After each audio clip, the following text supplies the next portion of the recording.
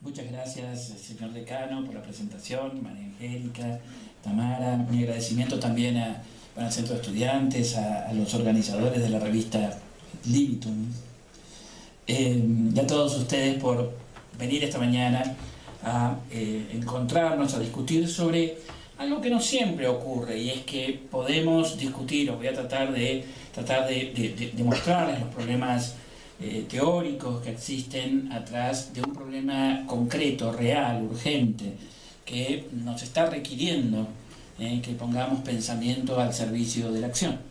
Así que me parece que eso es genuinamente un problema universitario y un modo universitario de encarar los problemas. Así que muchas gracias por generar este ámbito y los invito a que continúen con él. Las relaciones entre democracia y el problema de la criminalidad no vienen siendo fáciles, no son relaciones fáciles. Los sectores políticos están atrapados y en cierto modo todos estamos atrapados en dos visiones que van muriendo. Por un lado, muchos tratan de invisibilizar el problema, decir que esto no es un problema importante, interesante, crucial de la democracia, bajo muchas formas, ya sea convirtiéndolo meramente en un problema de percepción social.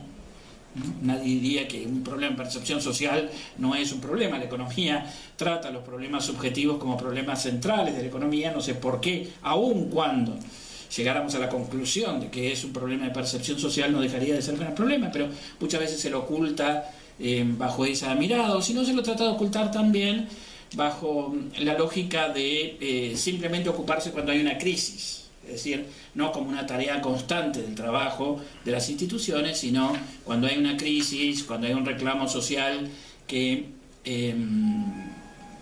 llega a los medios de comunicación, inmediatamente la dirigencia política hace un enorme esfuerzo para demostrarle a la sociedad que está profundamente preocupada, inclusive muchas veces sobreactúa en esa preocupación, y luego las medidas que impone son medidas muy de corto plazo, muy así circunstanciales, normalmente más que nada para tratar de salir de la crisis, zafar, como decimos, y seguir otra vez con la rueda de la invisibilidad. Por el otro lado, tenemos otros sectores en los cuales no es que vuelven invisible este problema, lo analizan como un problema central, pero tratan de resolverlo con herramientas antiguas, con herramientas predemocráticas. Y cuando digo herramientas predemocráticas, son herramientas que no respetan el Estado de Derecho, que siguen atrapadas a modelos antiguos de sociedades autoritarias, que hoy ya no responden ni a las necesidades, ni a la estructura institucional, ni a las expectativas de la sociedad. Y ahí estamos, y ahí vamos en este vaivén entre la invisibilidad y el autoritarismo, que hace que todavía no encontremos el rumbo. Entonces, urge que nos pongamos todos a pensar cómo convertir esto en un problema importante de la democracia, no el único, pero un problema importante de la democracia, y a partir de allí ver cómo una democracia encara este problema en serio con instrumentos democráticos y no deriva hacia un modelo de democracia autoritaria. Esto está en veremos, esto está en construcción. Así que es un llamado también a todos los investigadores, todos los profesores que están aquí, a que nos pongamos a trabajar colectivamente sobre este problema. Para encararlo, a mí me parece que es bueno, una de las propuestas que le hago es dividamos esta relación entre este problema en distintos planos donde se plantean dificultades. Tenemos dificultades que provienen, que se manifiestan en el plano analítico conceptual, tenemos problemas que se manifiestan en el plano político institucional, tenemos problemas que son meramente instrumentales y están en ese plano de análisis, tenemos problemas de cómo hacer una gestión pública adecuada de esto, y tenemos problemas de cómo construir un nuevo diálogo con la sociedad alrededor de los problemas de criminalidad y política criminal. Esto yo creo que es solamente un esquema ordenatorio que permite que, digamos, ver los distintos problemas que tenemos en distintos niveles para encarar todo este problema. Vamos primero a los problemas analíticos conceptuales, y ahí solamente detecté destaco dos que me parece que son muy relevantes para encarar este problema. El primero es lo que llamamos la diferencia entre el paradigma del orden y el paradigma de gestión de la conflictividad. Por razones históricas, por déficit en la democratización de los sectores, digamos, del Estado, todavía nos parece que la respuesta de mayor sentido común es algo así como, bueno, la sociedad funciona bien si está ordenada, si responde a las razones meramente de colaboración de un organismo público. Esto se corresponde con una visión de la teoría social de un organismo, de cualquier tipo de organismo, es decir, las teorías sociales de base organicista o armonicista o del equilibrio social tienden a mostrarnos esto, y por lo tanto de lo que se trata es que aquel que se escapa de las razones de orden, que se escapa del orden, que genera desorden, digamos, desviación o lo que fuere, hay que cortarle los dedos para que no lo haga más. Básicamente, a partir de aquí se fundan lo que llamamos las políticas de orden, las políticas de encasillamiento social, las políticas de tratar de construir a través de los instrumentos de política criminal esto, mantener el orden. Fíjense ustedes que, yo les digo, esto está muy enraizado en el sentido común y suena bien. A todos nos parece que estar ordenados es mejor que estar desordenados, que aquel que hace desorden hay que ponerlo en caja y todas estas cuestiones. Bueno, sería muy largo explicar, si lo hemos estudiado en el Magíster, sería muy largo explicar la larga tradición político-moral que está atrás de esta visión y cómo hoy día lo que analizamos y la misma teoría sociológica a partir de las visiones conflictivistas que se han hecho más fuertes a partir de los últimos 50 años muestran que esto es algo ilusorio. No solo es algo negativo en términos de que finalmente atrás de esto siempre está la visión de que hay un sector social que tiene claro cuál es el orden social, digamos, y otros no, y se lo impone y por lo tanto no encaja bien en el sistema democrático, sino que además es ilusorio, porque la sociedad necesita tanto de la cooperación como del conflicto. Y sin conflicto no hubiéramos conseguido, no hubiéramos logrado, no hubiéramos alcanzado muchos de los grandes logros que hoy disfrutamos como bienes públicos colectivos. El ejemplo que ponemos siempre, porque es el más evidente, hoy nos parece casi una locura que hayamos pretendido organizar la sociedad política sin el voto de las mujeres, ¿no? Bien, las sufragistas hasta los años 30, 40, es decir, un suspiro en términos de vida social, no la pasaban bien, eran consideradas conflictivistas, eran personas que eran consideradas inmorales, las metían presas. Bueno, y hoy sabemos que es, digamos, ineludible esto como un bien público esencial.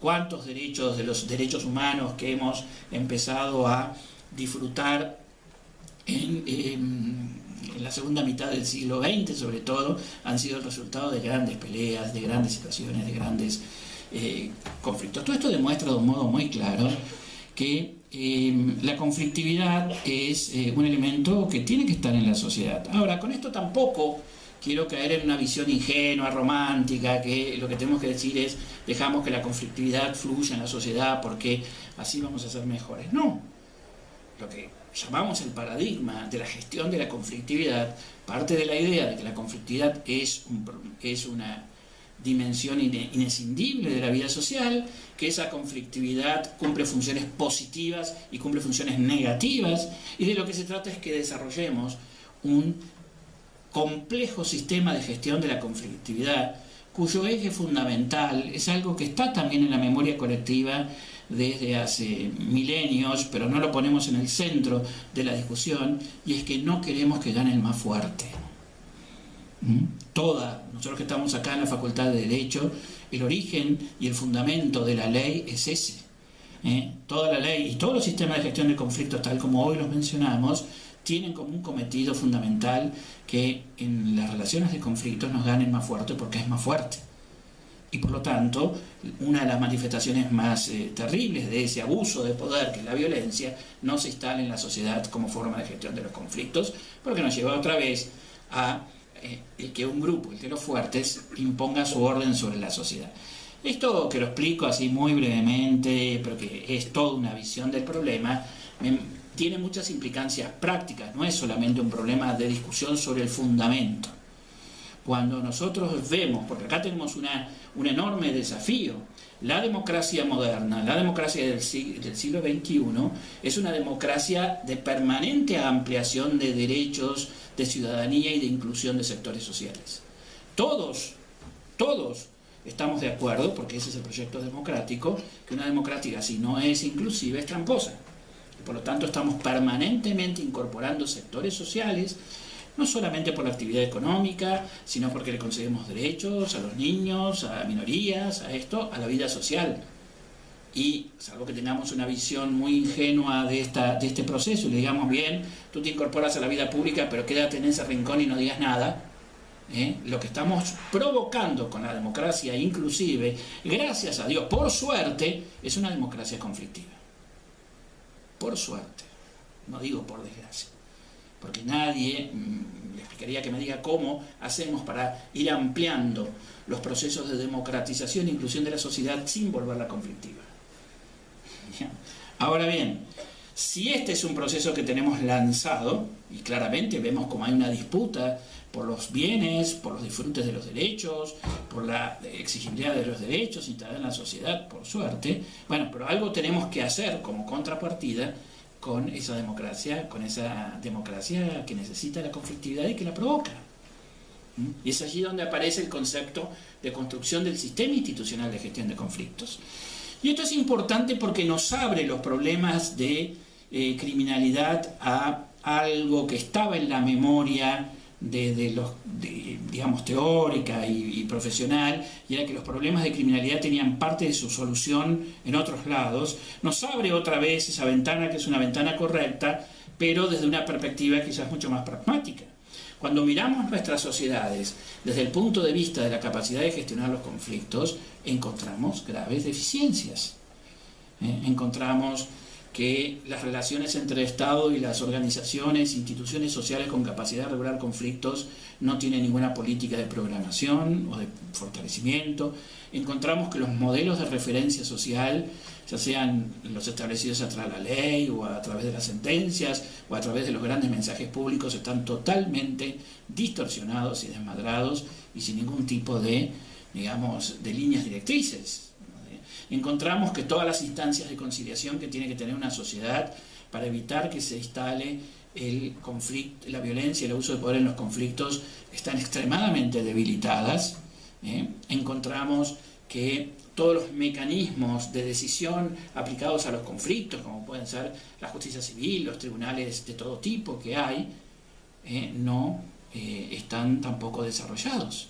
Entonces, muchas veces cuando pretendemos interpretar la demanda social, vemos que hoy día hay uno de los fenómenos más difíciles de revertir y que solamente se entiende de esta perspectiva, que es lo que llamamos la competencia de todos los grupos sociales por llegar a aquel sector que es el menos idóneo, pero el más simbólico, el más importante, que es la justicia penal.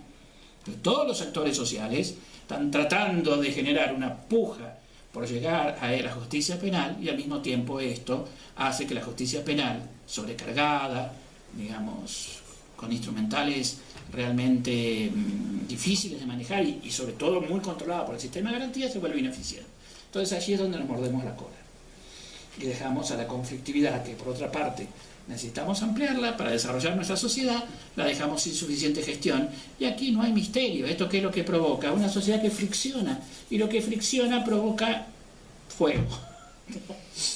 Entonces, esto es muy importante porque esta visión, a diferencia del paradigma de orden, nos muestra cómo hay que tener todo un programa muy amplio y complejo para gestionar la conflictividad de la sociedad. Esto no es un programa blando, no es, como siempre les digo, chapucería hiposa, como dicen, no tiene nada que ver esto con la blandura o con la energía, al contrario. Esta es una sociedad que se toma en serio la gestión de la conflictividad de las sociedades. Y cuando uno empieza a hacer estudios acerca de la disposición que tiene un ciudadano hoy para gestionar sus conflictos, se da cuenta que la sociedad está desguarnecida frente a la conflictividad. Y eso se traslada en una demanda. El problema no es tanto la demanda de la sociedad, porque la sociedad en su conjunto no tiene por qué atinar en las respuestas técnicas. El problema es que esa demanda social, de decirme, acá hay mayor conflictividad, tenemos disputas por el espacio público, tenemos disputas sobre la propiedad, tenemos disputas en la propia familia, tenemos toda esa sociedad desguarnecida en la gestión de los conflictos, luego las dirigencias políticas y técnicas, en vez de desplegar todo el sistema institucional de conflictos, ellos mismos le dicen, bueno, pero lo único que tenemos disponible es la justicia penal, por lo tanto usémosla cada vez más. Y ahí es donde no podemos salir. No creo que haya un problema central o haya que trabajar centralmente sobre la demanda de la sociedad, sino sobre cómo metabolizan las dirigencias esa demanda social. Ese es el primer, simplemente está enunciado porque no son muchos temas, no puedo extenderme, es un primer problema de fundamento, de visión, que influye muy directamente en la práctica. El segundo, ya vinculado a lo que conocemos como los problemas de criminalidad más dura, más específica, tiene que ver con el problema de cómo manejamos la información para hacer políticas públicas. Y atrás de esto también tenemos que superar arquetipos muy fuertes. En última instancia, los arquetipos que tenemos básicos de por qué se produce la criminalidad es el de un muchachito que o no fue a la escuela y si hubiera ido a la escuela hubiera ido bien, pero como no fue a la escuela lo expulsó, se volvió malandra, o alguien que está en la pobreza y porque está en la pobreza se convirtió en malandra. Son paradigmas que están dando vuelta siempre y son profundamente falsos, porque esos paradigmas creen finalmente que el problema de la criminalidad es un problema de la gente pobre. Y la información a través de la encuesta de victimización lo que va mostrando es que los sectores pobres son precisamente los sectores victimizados, no son los sectores que producen los problemas de criminalidad, en porcentajes altísimos. Ahora, ¿cuál es el defecto que hay atrás de esto? Que hay que matizarlo. Lo digo así para que se entienda primero, pero después hay que matizarlo. Tiene que ver con el modo como contamos la información. Nosotros cuando hacemos los estudios sobre criminalidad, lo que hacemos es básicamente contar personas y casos. Contamos personas, entonces cuantificamos los tipos de autores, cuantificamos los tipos y clases de víctimas, y si no, contamos casos. ¿Cuántos casos hubo de esto? ¿Cuántos se archivaron? ¿Cuántos se lograron? Cuando estamos haciendo esto, no estamos mirando los fenómenos criminales, estamos mirando el funcionamiento de las instituciones. Y además, cuando miramos el funcionamiento de esas instituciones, estamos mirando un determinado tipo de funcionamiento de las instituciones. La criminología esto lo tiene estudiado desde hace 50 años, pero seguimos dando vuelta alrededor de estos problemas. Entonces el problema pasa a ser que el Ministerio Público archiva mucho. Esto no me dice nada sobre los fenómenos criminales. Me dirá un determinado tipo de política de persecución que hace el Ministerio Público, si es bueno o malo, después lo discutiremos. Y además, el que yo, digamos, haga conteo sobre personas, no me pone sobre la mesa lo central, que es el conocimiento de las regularidades sociales que están atrás de los fenómenos criminales. El fenómeno criminal no es el resultado de una mera decisión individual, aunque haya componentes importantes de decisión individual, sino que responde a patrones, a regularidades sociales, a estructuras sociales de campos de acción muy claros. Bien, les pongo ejemplos, que son los ejemplos que venimos estudiando y que creo que tienen una enorme potencialidad para cambiar la mirada sobre los fenómenos criminales. Buena parte de la criminalidad urbana que nos preocupa, y va desde el arrebato hasta el tráfico de drogas, tienen estructura de mercado. Son mercados. Son mercados que tienen las mismas características que cualquier otro mercado. Y lo que hay un desfasaje muy profundo es que nosotros, digamos, pretendemos intervenir en esos mercados con instrumentos muy toscos que cualquier economista lo hubiera ya dicho, no, olvídense, porque la experiencia que tenemos aún cuando hacemos políticas intervencionistas en el mercado no producen nada. Pero nosotros seguimos insistiendo y algunas cosas ya son burdas. Por ejemplo, pongo ejemplos que ponemos siempre pero que son muy llamativas. El robo de vehículos, inclusive el robo de vehículos que se hace, que es una frontera con el delito violento que se suele hacer con mano armada, obviamente es un mercado, salvo una franja que es cuando se usa para cometer otros delitos. El arrebato de celulares, que es lo que se conocen como los delitos anónimos o los delitos de depredación, que está estudiado, que influyen muchísimo en las dimensiones subjetivas de esto. Son los que generan clima de inseguridad, clima de miedo al delito, el delito de arrebato del celular. ¿Ustedes creen que hay una chance? ¿Alguien con sentido común puede creer que hay alguna chance de abrir una causa con cada uno de esos delitos, que son miles y miles, decenas de miles de casos? Que el Ministerio Público pueda hacer algo con esos casos. Y si hiciera algo, agarra a un muchacho que pasó corriendo. Todo el mundo sabe que no es posible.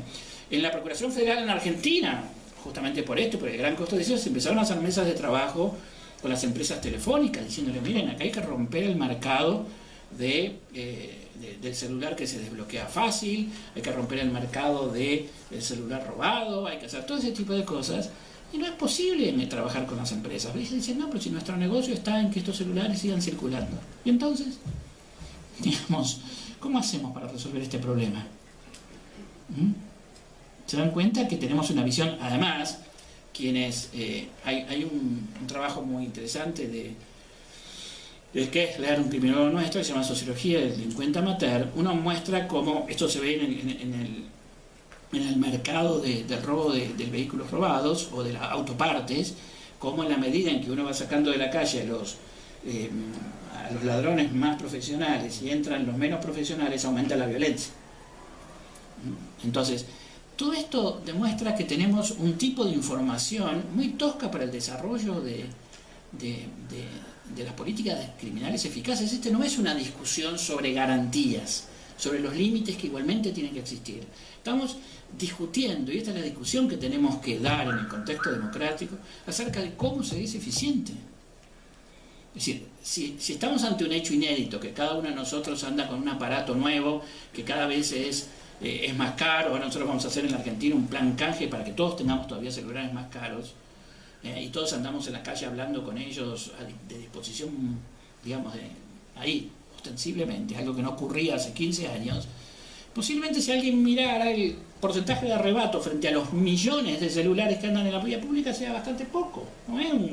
Pero sabemos que es un problema grande, y ya digo, porque el celular contiene mucho más que un aparato de comunicación, cada vez más se está convirtiendo en mi secretario privado. Tiene todo, tiene mi vida, tiene mis cosas. Bueno, entonces, la respuesta frente a eso tiene que ser totalmente distinta. ¿Qué influencia tienen los muchachos, adolescentes que arrebatan esto? Mínima en el desarrollo de esto, es totalmente fungible. Si alguien de la policía ahora los metiera, hiciera una acción concertada, sacaran esta detención que hacen ustedes por cuasi sospecha y hicieran una acción concertada y agarraran 4.000 muchachos, al día siguiente hay otros 4.000, no tiene ningún sentido toda esa medida. Pero ¿por qué seguimos discutiendo acerca de medidas que son notoriamente ineficaces? Y a veces uno ve como el sistema político está discutiendo 1 año y medio, 2, sobre eso. Y al mismo tiempo se siguen comprando cosas robadas, se siguen comprando, los circuitos siguen activos, se exportan.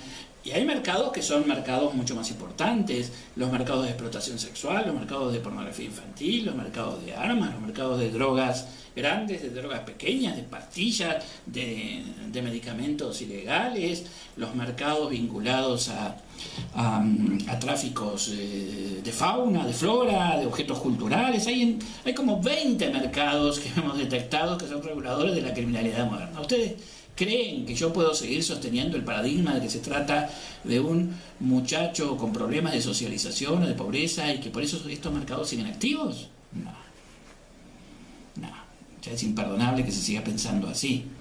El saber que es un mercado tiene una mala noticia, y es que sabemos que la civilización moderna es la interacción social con mayor expansión, y tiene una buena noticia, es que podemos entenderlo y podemos pararle los flujos de dinero. Pero cuando uno quiere pararle los flujos de dinero, se encuentra con el mercado del juego legal e ilegal, y se encuentra con el sistema financiero, no el de los grandes bancos, sino también el sistema financiero de las financieras populares que están en las barriadas, que le prestamos poca atención, y no es que es el viejo usurero, hoy día forman parte del sistema financiero formal, que están captando dinero de todas estas cosas. Entonces, si una democracia quiere tomarse en serio el problema de la criminalidad, hay que cambiar el modo como estamos analizando el fenómeno.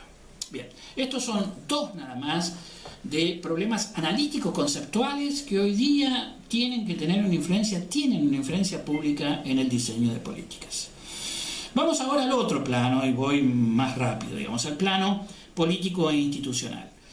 el plano político institucional tenemos un problema bastante grave en discernir qué es lo que debe ser sujeto de acuerdos de largo plazo y qué es lo que debe ser sujeto de debates de corto plazo. Hay una tendencia, que es una tendencia un poco, no la llamaría ingenua porque todos hemos caído. Yo formo parte de la mesa ejecutiva de algo que se hizo en nuestro país que se llama Acuerdo de Seguridad Democrático, que es no todos los sectores políticos, pero un sector muy importante, sobre todo del centro a la centroizquierda, que firmaron ciertas reglas de cómo debería ser la seguridad democrática, pero los mismos están firmando ahí, que son gobernadores, ministros, presidentes, cuando sale algo en televisión, borran con el codo lo que firmaron ahí.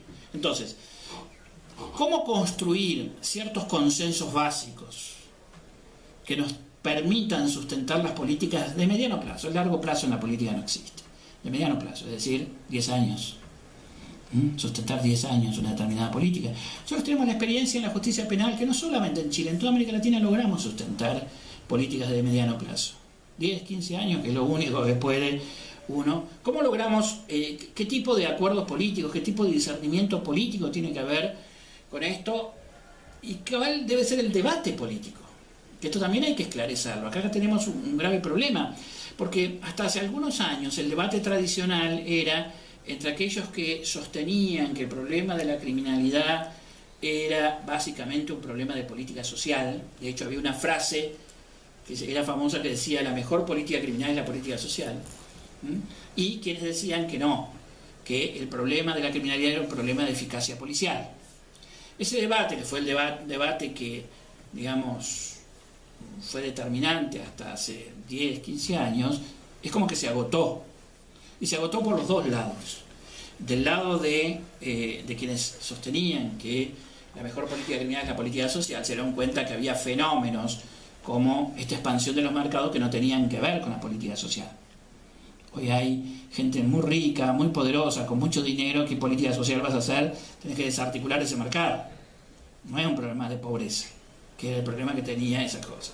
Si bien sigue existiendo un problema, pero acerca más bien a la victimización de por qué sectores pobres, de muchachos pobres, normalmente expulsados de la escuela, son captados por los mercados criminales, sigue siendo un problema, pero eso casi lo tenés que acercar al tema de las victimizaciones. Cuando se te instala una red de narcotráfico en un barrio, obviamente va a empezar a contratar a los muchachos desocupados, con poca escolarización y esas cosas. Claro que lo van a hacer y le va a pagar bien, van a empezar a vender droga. Pero creer que esa absorción de los sectores empobrecidos o marginales de la juventud por los mercados criminales convierte a esos sectores en el eje sobre el cual vos podés trabajar desde el punto de vista de lo punitivo, es estar muy descaminado. Porque si dejás el mercado abierto, digamos, permanentemente lo va a ir captando. Entonces, del lado también hay un cierto agotamiento. Del lado de aquellos que creían que el problema de la criminalidad es un problema básicamente de eficacia policial, también ha habido un cierto agotamiento, porque se sabe que eso tiene muchas limitaciones, sobre todo limitaciones que por suerte tienen que ver porque ha aumentado mucho el mecanismo de control y transparencia de las actuaciones policiales. Ahora vamos a ver que tenemos aquí un problema profundo de modernización policial, pero es un problema de fondo. Es un problema de fondo. Transparencia, algo que Chile está trabajando y que lo está haciendo muy bien, está al avanzar y ese tipo de cosas. Nosotros tenemos estructuras políticas que están acostumbradas a trabajar en sombras, no en transparencia. La transparencia modifica profundamente la gestión política y modifica profundamente el funcionamiento de todas las organizaciones. Bien, entonces, hoy en día hay que de alguna manera trabajar mucho para construir cuáles son las reglas de los acuerdos, pero también las reglas del debate. Porque pretender que los partidos políticos no tengan visiones, estrategias, líneas de acción que los diferencien, no solo es ingenuo, sino que está muy mal. Porque si no, ¿dónde va el debate democrático? Otra vez tenemos esta idea ilusoria de lo que se trata es que, en base a difusas preocupaciones de unión nacional y todo ese tipo de cosas, creamos que el debate de ideas, el debate de las políticas no es lo que alimenta un debate democrático. Entonces hay que enseñar a los partidos políticos a debatir, pero en un escalón nuevo, no con los debates viejos. Y esto no está nada claro. No hay nada claro. Le hemos dejado este problema a los asesores de marketing político. al dejarles este problema a los asesores de marketing político, se nota cómo el marketing político trabaja con la respuesta inmediata, con los medios de comunicación, y ahí tenemos los problemas de banalización de esto. Entonces ahí tenemos el primer problema político institucional. El segundo es, no tengamos tampoco una mirada ingenua sobre el problema de la criminalidad en la democracia. Las políticas de seguridad, y la mala política de seguridad, la inseguridad es un gran negocio. Hay varios negocios instalados que lucran con la inseguridad y con el miedo de la población. Hay un negocio puro y duro, que es el negocio de las empresas de seguridad, que mueve millones de personas. El negocio de la seguridad privada, no sé cómo será en Chile, pero suele a veces estar al mismo nivel que las dotaciones de fuerzas públicas, o las duplican. Más todo lo que gira alrededor de eso, estamos hablando de un mercado de la inseguridad o seguridad, como quieran llamarlo, muy potente, que hay que estudiarlo y hay que entrar a regularlo. No puede ser un mercado libre, porque el mercado tal como hoy está organizado es un mercado que potencia la inseguridad. Su negocio es la inseguridad, no la seguridad. Sobre todo porque rara vez le vamos a echar la culpa a una empresa privada por la situación de inseguridad,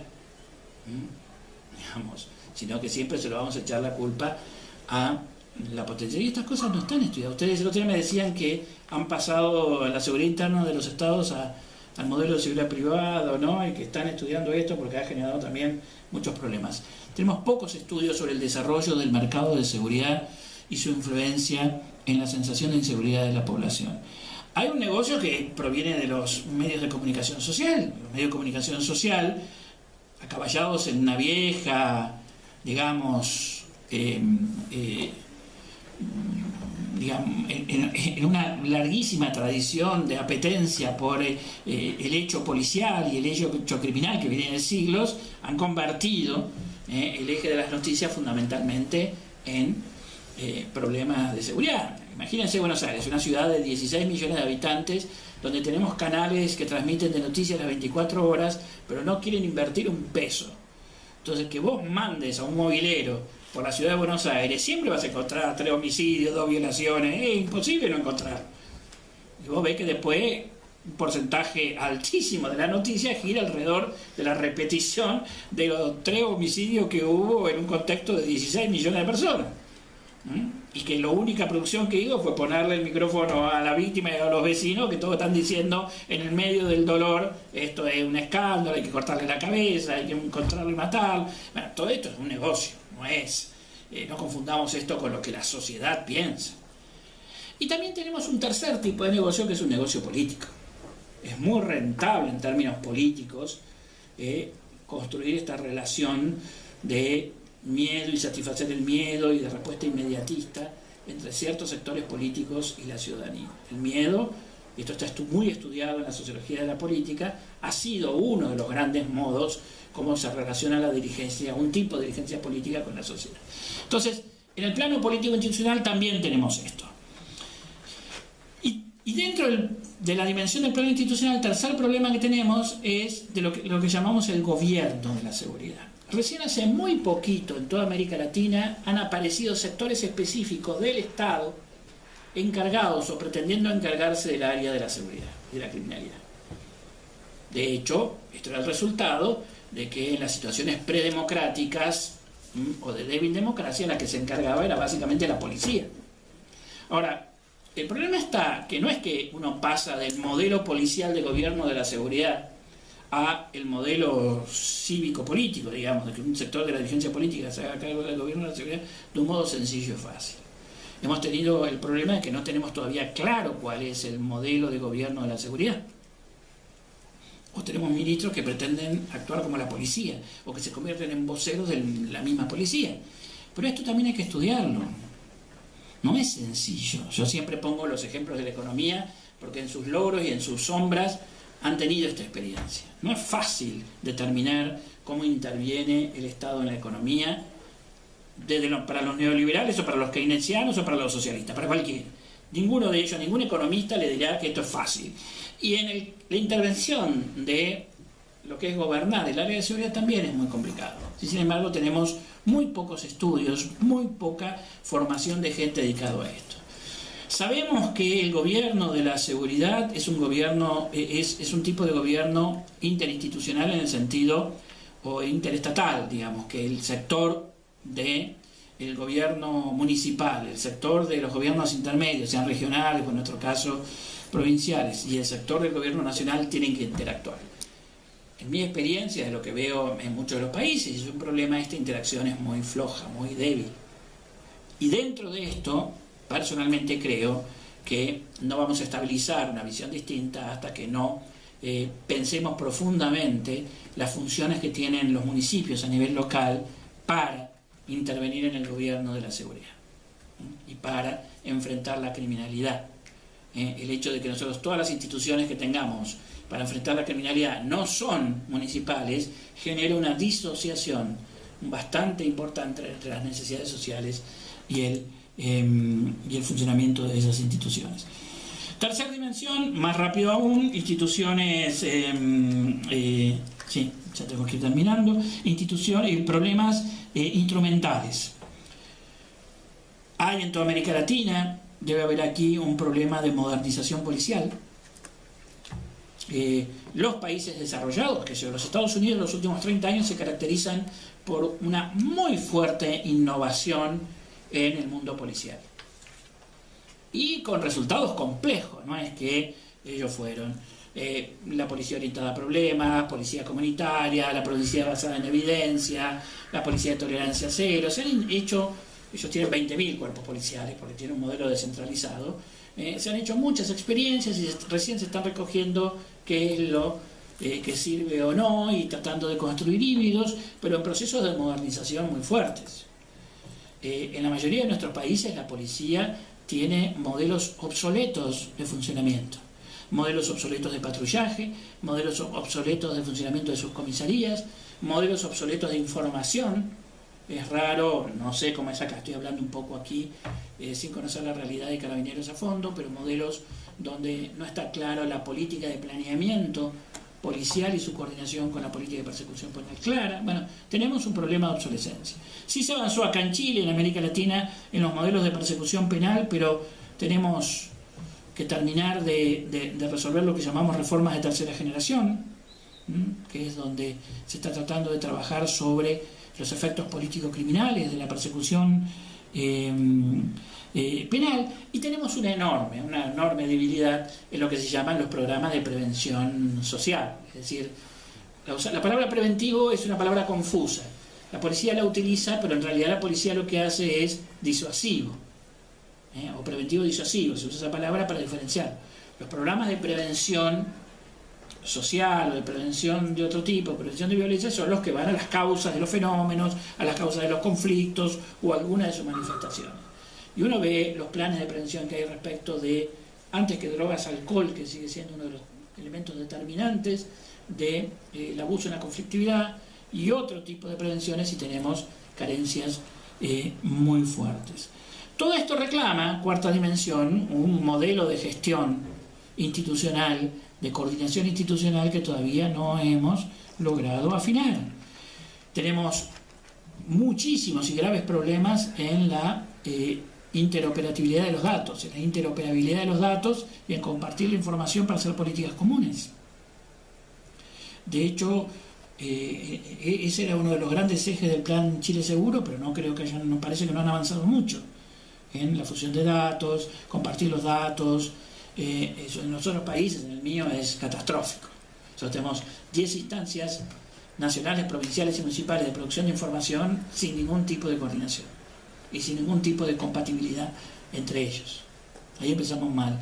La coordinación, como les decía, de las instancias públicas, privadas, municipales, nacionales, regionales, que tienen que ver con el manejo de la conflictividad que más fácilmente deriva violencia, estamos recién iniciando y hay que encontrar diseños para esto.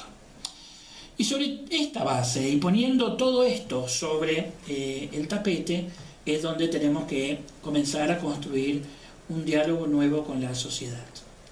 Yo no creo, acá hay dos paradigmas para entender esto. Uno es creer que la sociedad en esto deja sacar el enano fascista que tenemos todos y que por lo tanto lo que queremos es brutalidad policial, y yo tengo mis dudas. Yo creo que tenemos una sociedad poco informada y con un diálogo muy poco rico con la dirigencia política, y por lo tanto, digamos, no creo que la gente haga lo tuyo y te ponen un micrófono. ¿Qué vas a decir? No, yo creo que acá hay que aplicar el Estado de Derecho. Eso es ridículo. Pero en mi experiencia también, que he participado en innumerables foros de seguridad, en foros de víctimas y ese tipo de cosas, nunca he visto, salvo excepciones y lo que llamamos el ciudadano sheriff, no hemos visto irracionalidades profundas. Lo que sí está cansada la sociedad es que en la vida cotidiana se te instala una lógica de abuso de poder. Y eso a nadie le gusta. ¿Y por qué debería gustarle eso? O a cualquiera de nosotros nos gusta que en los innumerables conflictos que tenemos en la vida cotidiana tengamos que siempre estar soportando el abuso de poder, o nosotros ser abusivos para salir adelante. Ahí hay un problema profundo de calidad de la vida democrática que hay que discutirlo, y yo creo que la sociedad está apuntando a un problema central, repito, en el contexto de una democracia que en tanto es democracia inclusiva, genera fenómenos de conflictividad nuevos, modernos. No se olviden que las instituciones políticas no fueron pensadas para situaciones de democracia amplia. Nosotros más bien las grandes instituciones políticas, inclusive muchas de las que fundan el constitucionalismo moderno, están pensadas para repúblicas aristocráticas o para repúblicas de democracia limitada. Así que estamos ante un hecho nuevo.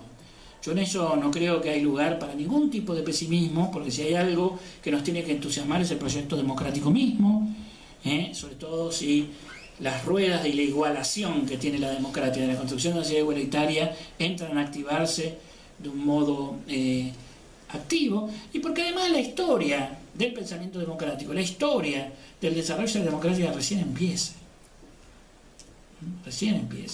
Estamos recién empezando a hacernos cargos de este nuevo tipo de democracia que, insisto, hace de la igualdad a la inclusión, y por lo tanto también tiene que hacer de la gestión eficiente de sus conflictos uno de los ejes fundamentales de su sistema y de su gobierno. Bueno, ven ustedes entonces que hay un mapa de discusiones que son interesantes.